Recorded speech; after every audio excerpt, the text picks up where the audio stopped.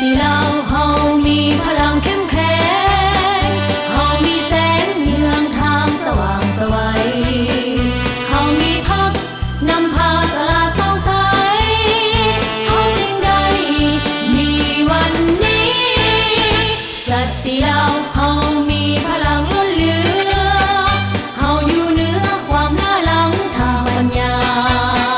เฮาเรียนรู้สู่เอาทุกวิชาพัฒนาความเสมอภาคหญิงชายติดพันกับการพัฒนาประเทศชาติสบายดีท่านผู้ชมที่เคารพและรักแพงทุกท่านขอต้อนรับท่านเข้าสู่รายการมิงลาวท่านผู้ชมมาพบกันในมื้อนี้ก็อยู่ในระยะที่ทั่วภาคทั่วรัฐและทั่วปวงชนลาวทั้งชาติพร้อมจัดตั้งผ่อนขยายมติกองประชุมใหญ่ผู้แทนทั่วประเทศครั้งที่12ของพรรคประชาชนปฏิวัติลาวอย่างเป็นขบวนการกว้างขวางไปพร้อมกับสหพันธ์มิงลาวทุกท่านขอพร้อมจัดตั้งปฏิบัติมติกองประชุมใหญ่ผู้แทนมิงลาวทั่วประเทศครั้งที่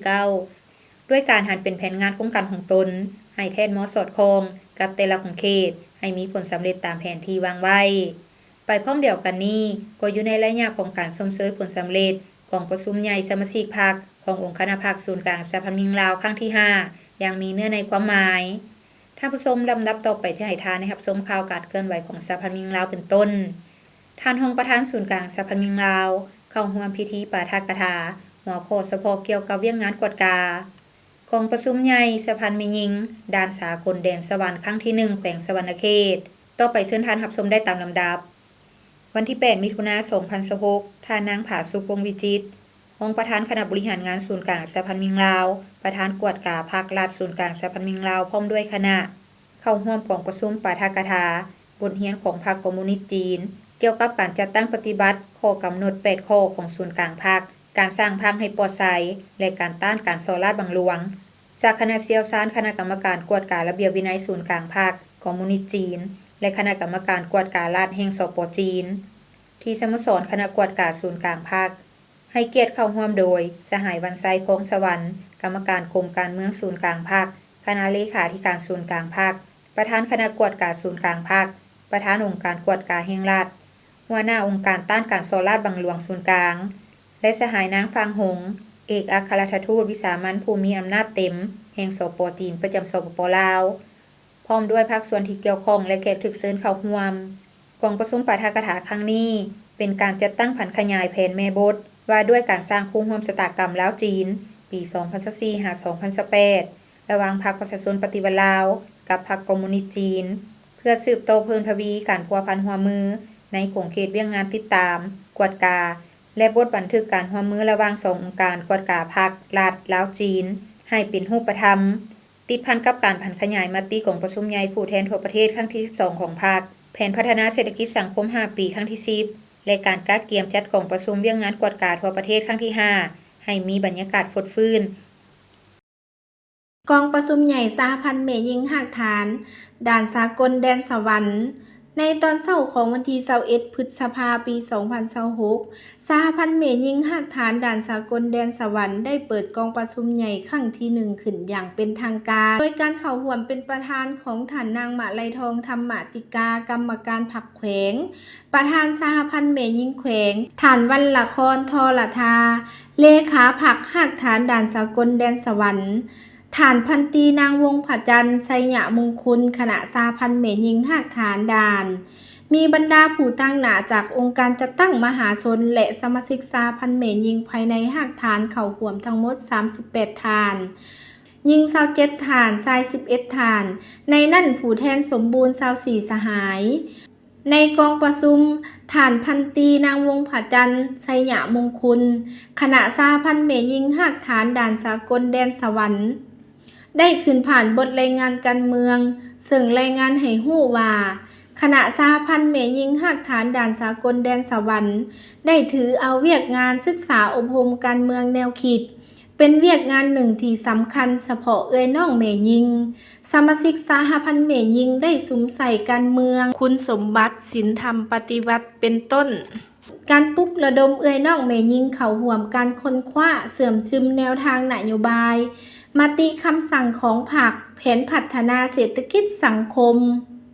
บรรดาระเบียบกฎหมายของรัฐนิติกรรมต่างๆพร้อมทั้งเข้าร่วมการรับฟังโอ้ลมของการนำและรับฟังปาฐกถาวันสำคัญต่างๆของพรรคของรัฐได้10 ครั้ง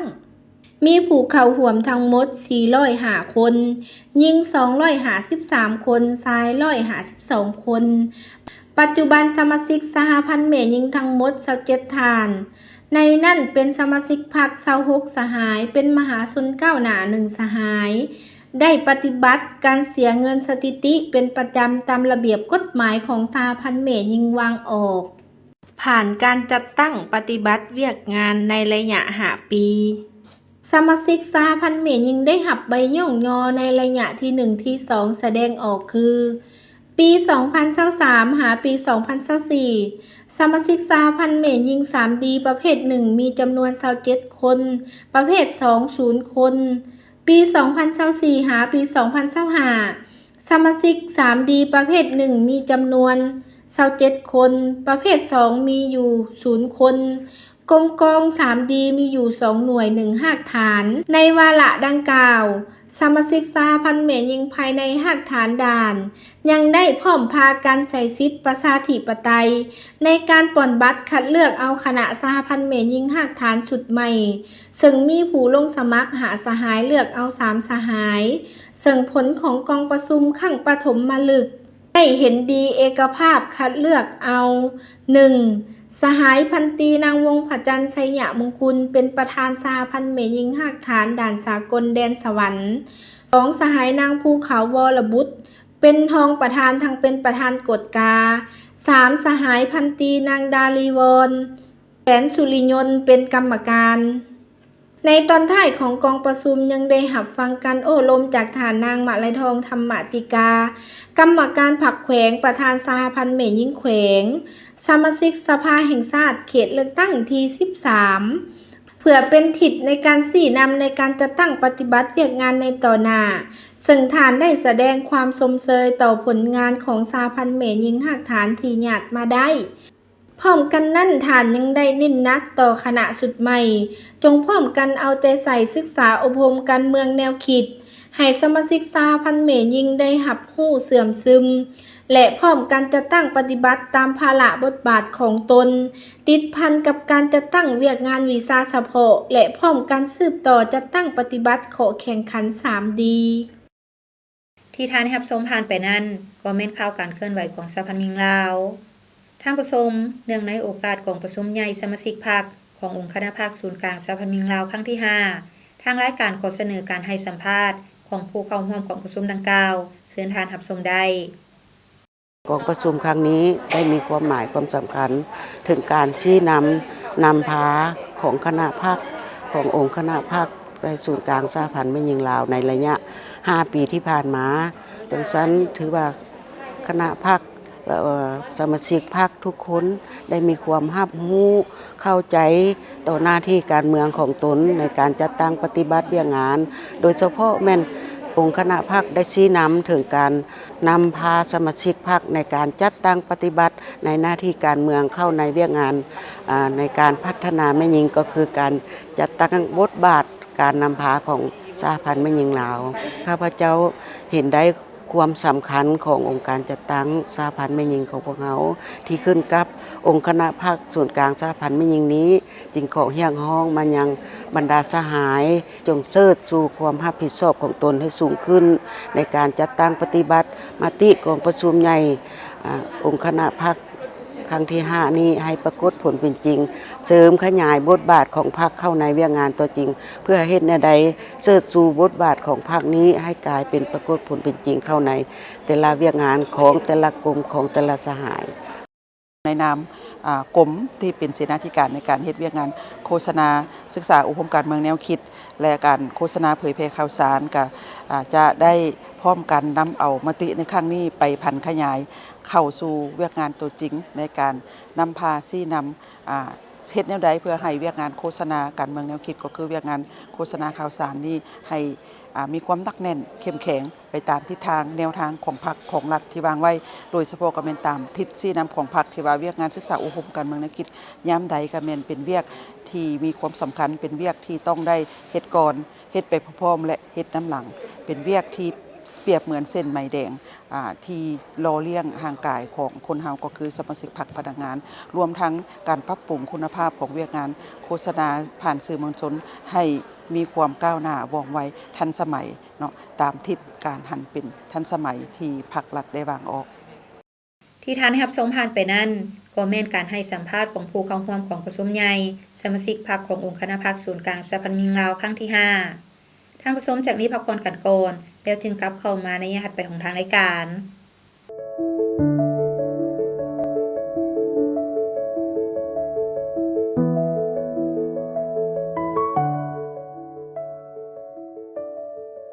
โอ้ยเลิกเวลาอันน้อยไปดื่มต่อบ่ไปนั่งดื่มต่อจากน้อยบ่ออกไปซะอีกบนเก่าหั่นล่ะบนเก่าเมื่อวานนี้ล่ะมีผู้สาวเห็นบ่อยากไปบ่พอดียังบ่อยากกลับนะเพราะว่าเมื่อวานนี้ไปกินเมาแล้วแบบกลับเมืองเฮือนเรามีปากเสียงกับลูกกับเมียหน่อยนึงก็เลยว่าได้ลงไปซุกเพิ่นล้มเพิ่นก็เจ็บหน่อยนึงแหละก็เลยแบบยังบ่อยากกลับรู้สึกผิดนะยังบ่อยากกลับนะโอ้บ่อยากกลับเฮือนแล้วอยากไปดื่มต่อเพื่อให้มันลืมหั่นว่าโอ้บ่เฮ็ดได้น้องเอ้ยแนวนั้นบ่เฮ็ดได้อยากแนะนำน้องแนวนี้การใช้ความรุนแรงกับครอบครัวกับลูกกับเมียน่ะมันผิดกฎหมายเด้น้องเอ้ยแนะนำน้องนี่นะแต่นี่ต่อไปบ่อยากให้เฮ็ดได้บ่จังซี่น่ะแล้วให้น้องมันกลับเมื่อก่อนสาว่าน่ะเรื่องดื่มมันให้หยุดซะก่อนบ่ฟ้าวกลับไปทำความเข้าใจไปปรับความเข้าใจไปขอโทษกับลูกกับเมียที่ว่าได้เฮ็ดไปแล้วน่ะกลับไปแล้วไปเว้ากับเราแต่นี่ต่อไปค่อยจะบ่เฮ็ดให้จะเป็นอันนี้อีกเพื่อให้ครอบครัวเฮามีความสุขเจริญรุ่งเรืองให้เป็นครอบครัวที่อบอุ่นคือวันนำพาครอบครัวกับลูกกับเมียนี่ไปในทางที่ดีแต่ว่าบ่ให้เฮ็ดนะได้บ่อ้ายเว้านี่ได้บ่หยุดก่อนมื้อนี้บ่ดื่มเดี๋ยวขอบใจได้นะซั่นน้องอ่ะเลิกเวลาสิกลับเฮือนแล้วซั่นกลับไปซะน้องกลับไปเด้อโอเคขอบใจได้โอ้เอากลับกลับ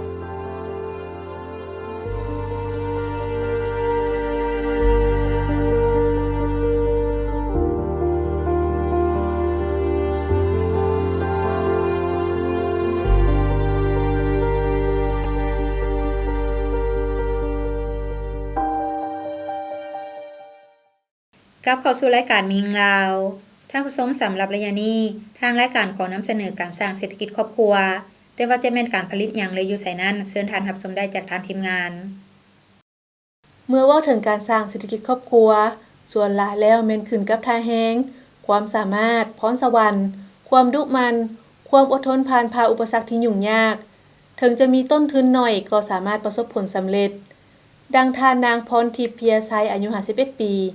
อยู่บ้านโพนสนามเมืองท่าแขกแขวงขมวนเพิ่นเป็นผู้หนึ่งที่มีฝีมือดีในการปรุงแต่งอาหารพื้นบ้านโดยเฉพาะเป็นประเภทแจ่วดังนั้นเพิ่นจึงนำไส้ทาแฮงที่มีในการสร้างเศรษฐกิจครอบครัวการผลิตแจ่วขายเริ่มต้นแต่ปี 2018 จนถึงปัจจุบันมีผลิตภัณฑ์แจ่วจำนวน9อย่างคือแจ่วปลาแดกรสชาติดั้งเดิมแจ่วปลาแดกหมักแคนแจ่วปลาแดกเครื่องแจ่วปลาแดกดิบใส่ตอนแจ่วปลาแดกใส่หนังควายแจ่วจุ่มน้ำปลาแดกใส่หมักนัดแจ่วซีนดาดแจ่วลูกซีนและแจ่วน้ำพัก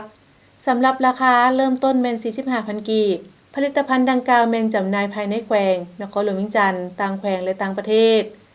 การผลิตแจ่วขายสามารถสร้างรายรับมาสู่ครอบครัว 18-19 ล้านกีบต่อเดือนผ่านการเฮ็ดธุรกิจมานี่ก็ข้อสะดวกสบายก็มีหลายอย่างเนาะเฮาได้มีโอกาสได้พบปะหมู่คู่ใหม่ในสังคมธุรกิจเพราะว่าได้ไปออกบูธออกงานต่างๆตามเพิ่นเชิญภาครัฐเพิ่นเชิญและเพิ่นสนับสนุนเนาะไปงานบูธนั้นบูธนี้ได้ไปเปิดบูธก็ได้มีหมู่คู่หลายขึ้นแล้วก็สินค้าเฮาจะมีอย.เรียบร้อยแล้วก็วันเดือนที่ผลิตก็มีครบเรียบร้อยแล้วเนาะอยู่ในกล่องนี้เลยสามารถเอาซื้อเป็นของต้นของฝากไปต่างประเทศหรือว่าอยู่ภายในแข่งก็ได้ แรงงานผลิตเดี๋ยวนี้มีครอบครัวแน่แล้วก็มีลูกน้องอยู่4 คนแล้วตัวเองนักลูกเป็น6 คนวัตถุดิบบ่ยุ่งยากเพราะว่าเฮาซื้ออยู่ภายในแขวงแต่ว่าคือมักข้องมาแค่นเป็นยามเพิ่นมีเฮาก็ซื้อตุนไว้เลยต่างแต่ว่าเฮาทุนสิมือหลายบ่ซื้อตุนก็บ่มีความยุ่งยากปานใดแล้วยามฝนมันก็แพงขึ้นแต่ว่าเฮาก็ใช้มะเขือแห้งยามแล้งเฮาก็ตากไว้เดี๋ยวนี้เฮาก็ดีใจแต่ว่าเดี๋ยวนี้เพิ่นก็มีภาครัฐเพิ่นเข้ามาช่วยเหลือคือมีทุน SME เพิ่นเข้ามาช่วยเหลือเนาะเฮาหาก็แล่นไปหาก็ได้ใหม่ๆนี่ผ่านมาแต่เก่าผ่านมาแหละได้น้อยเนาะก็เพิ่มขึ้นเดี๋ยวนี้ตกอยู่เฉลี่ยเดือนนึงตกอยู่18-19 ล้านกีบแต่ว่า2 เดือนผ่านมานี่ยังบ่ได้สรุปแต่ว่าขายหลายขึ้น18-19 ล้านแม่นบ่หลุดและปีนึงก็ตกอยู่120หรือ130 ล้าน สำหรับทิศทางในการพัฒนาในต่อหน้าแม่นมีแผนที่จะผลิตให้ได้หลายและขยายการตลาดออกไปเติมอีก ทิศทางต่อหน้าก็เฮาก็ว่าจะพันขยายคืออยากได้ส่งออกต่างประเทศหลายขึ้นเนาะและก็ภายในแขวงเฮานี่ให้ได้18แขวงซะก่อนเบื้องต้นน่ะนะเดี๋ยวนี้กำลังสิเอาเข้ามินิCP ให้ได้18แขวงแล้วก็จังค่อยขยายตัวออกต่างประเทศแต่เดี๋ยวนี้ต่างประเทศมีบ่ก็มีเขาเจ้าซื้อทางออนไลน์แจ่วเฮาบ่มีสารกันบูดมีผักบัวผักเทียมเนาะถ้าเอาเข้าตู้เย็นจะสามารถรักษาไว้ได้กินฮอด 5-6 เดือนคือเฮาต้มเองแล้วมันจะบ่บูดแล้วก็บ่เปลี่ยนรสชาติและถ้าว่าตักแล้วบ่ให้เอาแจ่วไปใส่คืนนะตักเฮาตักกินพอดีบ่ให้ตัวเหลือเอามาใส่คืนจะบ่เฮ็ดให้แจ่วเฮาบูดก็ดีใจหลายอย่างที่มาเฮ็ดธุรกิจนี้ได้ฮู้พ่อแม่ไอ้น้องหลายคนที่ว่าอยู่ในกลุ่มธุรกิจ18แขวงเพราะเป็นงานโอดอปเพิ่นจะเชิญเฮาไปเจ้าอีกเทื่อนึงเนาะข้าพเจ้าก็อยากสักส่วนไอ้น้องพ่อแม่ประชาชนไอ้น้องเฮาทางภายในและต่างประเทศเนาะภายในแขวงเฮาและ18แขวงของประเทศลาวเนาะให้มาซื้อกินซื้อใช้ผลิตภัณฑ์ลาวส่งเสริมผลิตเพื่อส่งเสริมผลิตภัณฑ์ลาวแล้วก็มีไว้ติดตู้เย็นและจะดีเนาะตื่นมาต้มไข่ลวกผักแล้วปั้นเช้าไปการได้เลยเนาะและสนใจก็ซื้อได้ในเบอร์โทรแล้วก็มี Facebook เด้ออยู่ในนี่เด้อมี Facebook และเบอร์โทรอยู่ในนี่สนใจซื้อและติดต่อได้หรือว่าอยากไปเป็นตัวแทนขายเฮาก็จะมีราคาส่งอันนั้นคือราคาหน้าร้านเนาะสนับสนุนผลิตภัณฑ์ลาวเฮ็ดลาวใช้ลาวได้ลาวเจริญเด้อ ผลสำเร็จของครอบครัวทานางพรทิพย์เพียไซก็ย้อนสมาชิกภายในครอบครัวมีการแบ่งเวียกกันมีความสามัคคีช่วยเหลือกันเป็นครอบครัวที่มีความอบอุ่นไปพร้อมเดียวกันนั้นองค์การจัดตั้งแต่ละขั้นก็ได้เอาใจใส่ซุกยู่ส่งเสริมตลอดมาโดยเฉพาะเป็นองค์การจัดตั้งสหพันธ์แม่หญิงโดยเฉพาะการแปรรูปอาหารอะไรอย่างต่างๆแต่โดยเฉพาะในครอบครัวแม่พรทิพย์ประเดกแซมนี้ในระยะผ่านมาทางสหพันธ์แม่หญิงแขวงพวกเฮาก็ได้ประสานสมทบกับสมาคมนักธุรกิจหญิงในการสร้างเงื่อนไขให้ผู้เกี่ยวหันได้ไปเข้าถึงตลาดเนาะโดยเฉพาะในการวางเทศกาลต่างๆในงานบ่ว่าทั้งศูนย์กลางจัดหรือว่าตั้งแขงหรือประเทศเพื่อนมิตรเนาะทางแม่หญิงพวกเฮาก็ได้ประสานสมทบอำนวยความสะดวกให้ผู้เกี่ยวได้ไปวางแสดงเพื่อว่าโฆษณาสินค้าของผู้เกี่ยวนอกนี้ในวันสำคัญต่างๆของแม่หญิงแขงพวกเฮาก็แม่นได้เชิญผู้เกี่ยวหันได้ไปวางวันที่8เดือน3มาวันที่20เดือน7หรือวันต่างๆโดยวางฟรีหั่นแหละเนาะสถานที่ฟรีทุกอย่างให้อำนวยความสะดวกมีแต่เอาเครื่องไปขายหันและก็ผู้เกี่ยวก็มีความบุกบืนห้าวหันแต่ข้าพเจ้าในนามองค์การจัดตั้งสหพันธ์แม่หญิงขอยังยืนว่าผู้เกี่ยวนี้ก็ถือเป็นนักธุรกิจหนึ่งที่เป็นตัวแบบให้แก่น้องแม่หญิงและคิดว่าจะเป็นผู้ที่สร้างแรงบันดาลใจให้น้องแม่หญิงเนาะในการเฮ็ดธุรกิจของตัวเองเนาะในการตัดสินใจเฮ็ดธุรกิจฮะที่ทานแฮบสมผ่านไปนั้นก็แม่นการสร้างเศรษฐกิจครอบครัวซึ่งก็แม่นกิจกรรมหนึ่งที่สามารถเฮ็ดให้ครอบครัวมีอยู่มีกินหลุดพ้นออกจากความทุกข์ยากได้เทื่อละก้าวท่านผู้ชมจากนี้พักผ่อนกันอีกครั้งหนึ่งแล้วจึงกลับเข้ามาในเย็นสุดท้ายของทางรายการ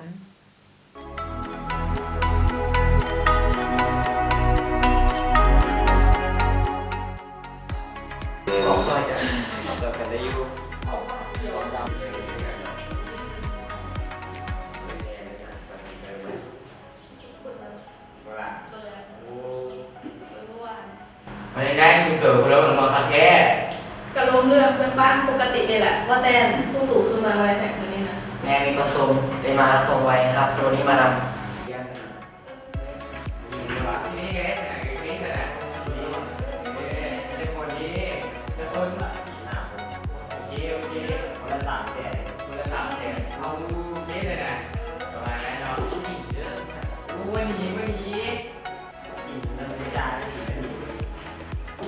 อ้าวมาจากไหนสร้างน้ำมาจากไหนดับตับเป็ดที่แห้ง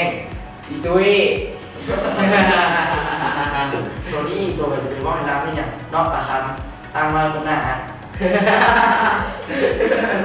ปลาคำท่านบ่ต้องไปสนใจบ่ต้องไปถือสาคำเว้าของพระเจ้าดอก เขาเจ้าก็มักเว้าให้คนอื่นแบบนี้แหละนั่นแหละบ่ต้องไปสาคำเว้าของพระเจ้าก็เป็นแบบนี้แหละกับเพิ่นผู้งามเลยบ่เคยถึกร้องไห้ มักหลานอนเรื่องเว้าให้หมู่หั่นน่ะบ่เห็นใจเพิ่นใจตัวเด้จังเป็นซาดเป็นตนาเด้เนาะ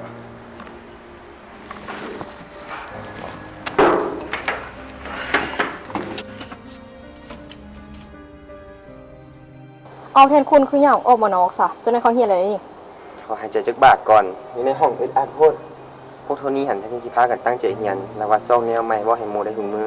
อ๋อเอาอีหลอเพราะอันนี้จะแม่นมักว่าให้คนอื่นเนาะบ่เคยคิดแน่ว่าคนอื่นเขาจะรู้สึกจังได๋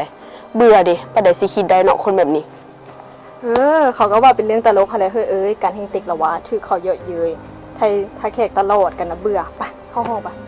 ไปแทนคุณ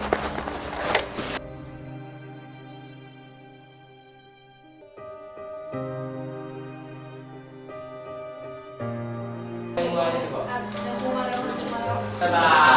ยดีสาวครู สบายดีเซิร์นั่งได้ พอใจสาวครูไม่ใช่สาวนี่พูดเหรอ เอาพาไปสวยกันก็เป็นตะม่วนแท้ ถ้าเท่านี้ทันได้ครูว่าให้หมู่เนี่ยบ่ดี แล้วเว้าหยังให้หมู่ แล้วไว้พวกหลานว่าอีตุ้ยอีสร้างน้ำอีดำตาเป็ดและอีแห้ง เอาเป็นหยังคือไปเว้าให้หมู่จังซั่นไปเว้าย่อเย้ยหมู่จังซี่น่ะมันกระทบจิตใจหมู่ได้แล้วตัวเองเป็นผู้ชายอีกไปเว้าให้หมู่ที่เป็นผู้หญิงจังซี่มันถึกแล้วบ่แล้วถ้าเป็นน้องเดี๋ยวที่ถึกเว้าให้น้องจะรู้สึกจังได๋เคยคิดเบิ่งบ่ทุนี้ แม่นแล้วพวกน้องเอ้ยครูนุนีเว้าถึกแล้ว การเว้าย่อเย้ยเสียดสีเป็นการใช้ความรุนแรงประเภทหนึ่งใดเพราะเฮ็ดให้ผู้อื่นเสียใจพวกน้องฮู้บ่ ในกฎหมายว่าด้วยการต้านและสกัดกั้นการใช้ความรุนแรงต่อแม่หญิงและเด็กได้ระบุไว้อย่างชัดเจนแล้วว่าการเว้าย่อเย้ยเสียดสีกันเป็นการใช้ความรุนแรงทางด้านจิตใจได้ ครูนุนีเว้าถูกต้องแล้ว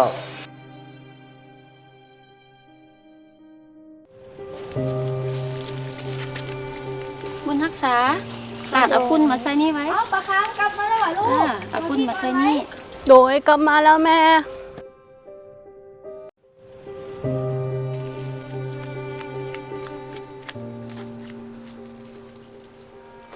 ป่าคำมีขนมให้ข่าวบอ ลูกเป็นอย่างคือเฮ็ดสีหน้าอมคือแท้ลูกเฮียนหลายว่าหรือว่ามีสิ่งบ่ได้บ่มีออกมาบ่เป็นอย่างคือสีหน้าอมถูกแท้ซะนะ กับหมู่โยงเฮียนให้เดเว้าให้ลูกว่าลูกเป็นอีหมูตุ้ยสร้างน้ำ เอ้าก็ตุ้ยแหละเนาะแนวลูกกินหลายยามใดก็ย่านแต่น้องญาติกินอยู่เบิ่งน้องแม่บ่เห็นสิตุ้ยคือลูก แม่เอ้ยแทนที่จะให้กำลังใจลูกยังมาซ้ำเติมลูกอีกว่าลูกผิดหวังในตัวแม่น่ะ และป่าคำค่ะตัวแม่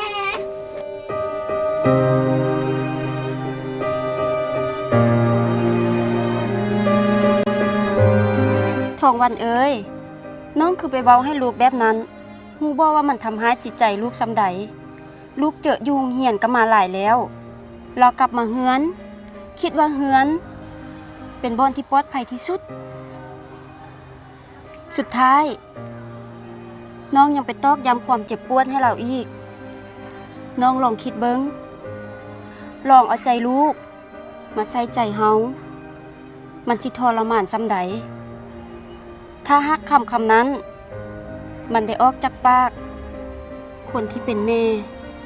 น้องลองคิดเบิ่งเด้อ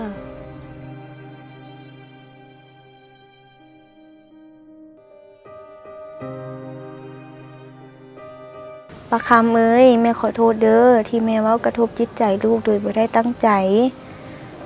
ที่แม่เว้าก็ย้อนแม่หวังดีเป็นห่วงสุขภาพของลูกสำหรับคำเว้าของหมู่ลูกบ่ต้องเก็บมาใส่ใจเด้อลูกเป็นคนที่น่ารักที่สุดสำหรับแม่และน้อง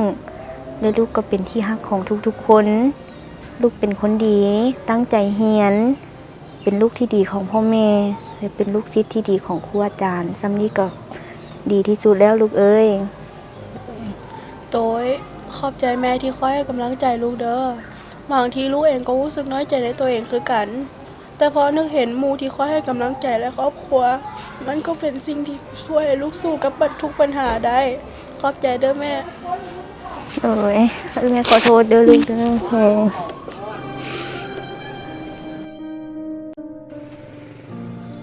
สบายดีน้องๆทุกคน สบายดี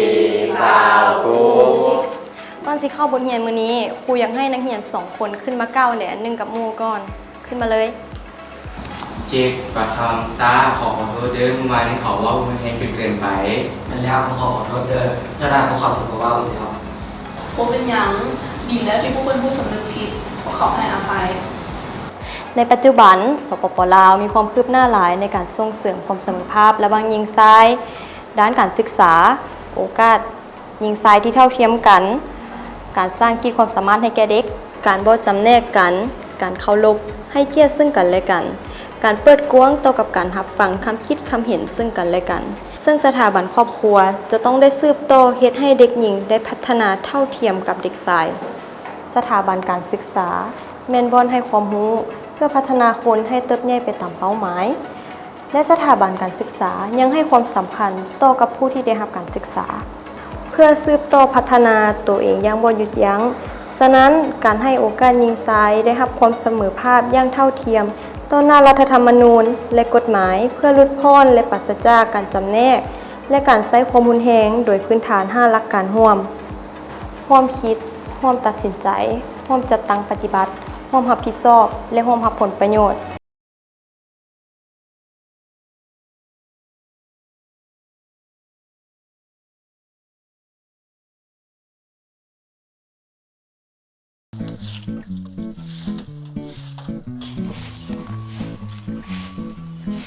สบายดีพ่อตู้ โอ้สบายดีเป็นอะไรร้านไปโรงเรียนได้เรียนหยังได้แล้วมื้อนี้ มื้อนี้หลานได้เรียนวิชาโลกอ้อมตัวสาวครูเว้าเรื่องหาปอสู่ฟังพ่อตู้ฮู้บ่หาปอมีหยังเด้ ก็ฮู้แท้ละเนาะหาปอละละ คันฮู้ก็เว้าให้หลานฟังเบิ่งดูว่ามีปอหยังเด้ ก็มีป.1 ฮอดป.5 ที่หลานเรียนหั่นตะว่าสิว่าหยังหาปอพอตู้แห่งฮู้ฮอดป.ที่6พุ่น ปอหยังอีกปอที่6หั่น ป.ที่6ปอแม่ตู้จมปกมื้อเช้าหั่นเด้ พ่อตู้เอ๋ยมันบ่แม่นที่พ่อตู้เอามาหั่นนะสาวครูว่า5ปอมีปอที่1แม่นปอปิดฝาภาชนะที่เก็บน้ำในเฮือนบ่ให้มียุงลายเข้าไปไข่ใส่ปอที่2แม่นปอเปลี่ยนน้ำและพัดถูภาชนะเส้นเต้าดอกไม้น้ำห้องตีนตู้ถาดห้องจอกน้ำปอที่3แม่นปอปล่อยปลาหางนกยุงเพื่อไปกินนอนน้ำปอที่4แม่นปอปรับปรุงบ่ให้น้ำค้างขังกระโปะกระป๋องอย่างตีรถเก่าปอที่5แม่นปอปฏิบัติเป็นประจำทุกๆอาทิตย์ โอ้แม่นหวะพอตู้บ่ฮู้เด้ กลับเข้าสู่ระยะสุดท้ายของทางรายการท่านผู้ชมสำหรับระยะสุดท้ายนี้ถ้าหากท่านผู้ชมท่านใดอยากมีคำคิดคำเห็นหรือขอตำหนิติชมรายการท่านก็สามารถโทรศัพท์เข้ามาได้ตามเบอร์ที่ขึ้นอยู่ในหน้าจอขณะนี้และนอกจากนี้ท่านผู้ชมยังสามารถเบิ่งรายการมีของเราขึ้นหลังได้ทาง YouTube โดยพิมพ์คำว่ารายการมีของเราหรือว่าจะเข้าไปที่เว็บไซต์ก็ได้เช่นเดียวกันที่ www.laowomenunion.org.la ท่านผู้ชมอย่าเสพติดเป็นอันตรายต่อสุขภาพและอนาคตของคนหุ่นนมที่เป็นหุ่นสืบทอดที่เป็นกำลังแห่งสำคัญในการปกป้องรักษาและสร้างสรรค์พัฒนาประเทศชาติดังนั้นพวกเราทุกคนจงร่วมแรงร่วมใจกันต้านและสกัดกั้นปัญหายาเสพติดให้หมดไปจากสังคมลาวท่านผู้ชมมาฮอดนี้เวลาทางรายการก็หมดลงแล้วผู้ดำเนินรายการพร้อมด้วยทีมงานรายการมีลาวขอลาท่านผู้ชมไปก่อนพบกันใหม่ในมื้อหน้าสำหรับมื้อนี้ขอขอบใจสบายดี